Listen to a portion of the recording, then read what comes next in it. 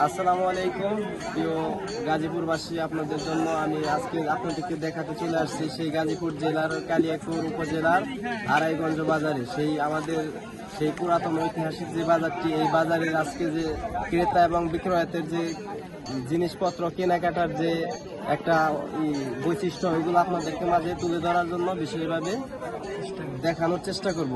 চলুন আমরা দেখে আসি।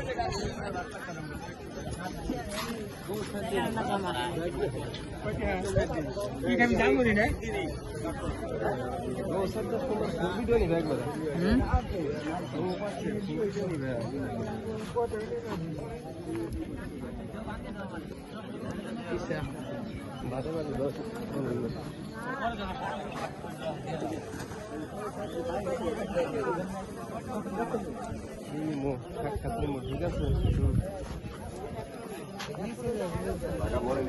আসসালামু আলাইকুম, কেমন আছেন? ভালো আছেন? তো আপনাদের রমজান মাসের বেচা কেনার পরিস্থিতি কিরকম চলতেছে? মোটামুটি লেবুর দাম আসলে আগে বেশি, এখন কম। আগে বেশি 150 দিয়ে 160 দিয়ে, এখন বেশি নাকি 80 দিয়ে। যাই হোক, এখন তো শুধু আপনাদের দিকটাও দেখলেও হবে না, এটা সাধারণ মানুষেরও তো দিকটা বুঝতে হবে, তাই না? তাতে কি আপনাদের হিসাবে কি রমজান মাস অনুসারে এগুলোর দাম নিয়ন্ত্রণ আছে না এদিকে বাইরে গেছে? রমজান মানুষ হিসাবে পাবলিকের ভালো হয়েছে, কেনা খেয়ে তাও নিয়ে ভালো হয়েছে। আচ্ছা, আসসালামু আলাইকুম। ভাই, আপনারা যে কেনাকাটা করতেছেন তাতে আপনার দাম কি ঠিকঠাক আছে না রমজান মাস উপলক্ষে, বা এরকম কোনো আছে নাকি যে কেনাকাটার মধ্যে আপনার কি সুবিধা অসুবিধা হচ্ছে?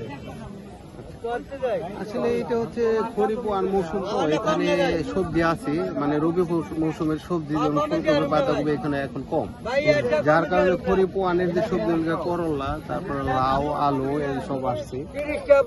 আমার দেখা যায় শশা আছে। তো বাজারের মধ্যে আসলে মানে আপনার মরিচের দামটা একটু বেশি। মরিচের দামটা একটু বেশি। পেঁয়াজের দাম আবার ঠিক আছে, কারণ হচ্ছে যে আমি 3 কেজি নিলাম 110 টাকা। আর অন্যান্য যে সবজিটা আছে এখনো মোটামুটি 60 টাকা। যেমন এখন হচ্ছে রমজান মাস, কিছু কিছু আমাদের ওই গুরুত্বপূর্ণ প্রয়োজনীয় যে জিনিসগুলো যেমন আছে লেবু, শশা, এগুলার বাজার কিরকম চলছে? লেবুর বাজার তো আসলে বেশি। লেবুর বাজার যেখানে এখন থাকার কথা হচ্ছে 40 টাকার নিচে কেজি, সে জায়গায় আপনার কিন্তু এখন কেনা হইতেছে 100 টাকা কেজি। যাই হোক, আপনি তো একজন ক্রেতা, আপনার সুবিধা অসুবিধার কথা যদি আমাদের একটু বলতেন। বাজার কি নিয়ন্ত্রণ আছে এগুলা? বাজারে আমি থাকি না, বাজারের কথা আমি বলতে পারবো। আচ্ছা, ঠিক আছে কাকা, বলতে চাচ্ছে না।